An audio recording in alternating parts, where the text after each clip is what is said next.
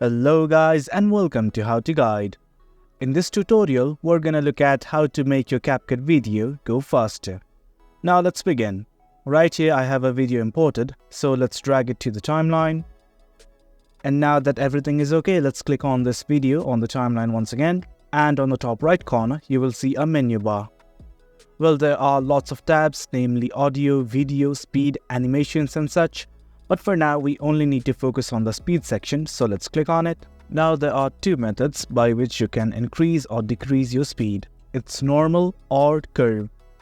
Under the normal tab, you can play with this slider to make your video go faster. As you can see on the video that is on the timeline, it can show something like 1.40x. Let's try to play it. It's fast forwarded. Okay, so now let's go to the curve. In the curve tab, there are lots of ways to increase the speed of your video. You can either choose montage, hero time, bullet, jump cut, anything. For now, I'm simply gonna select jump cut. And I'm gonna play around with these curves, so let's see.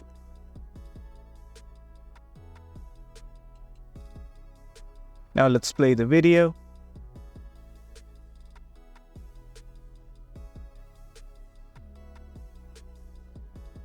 And there you have it guys, you can do something like this as well. And if you want to play around some more, select on the customized and you will have a complete new curve which you can edit as per your need. That's it for the video guys, that's how you make your CapCut video go faster, and hope you guys found the video informative. For more content like this, do remember to hit like, share and subscribe. Thank you.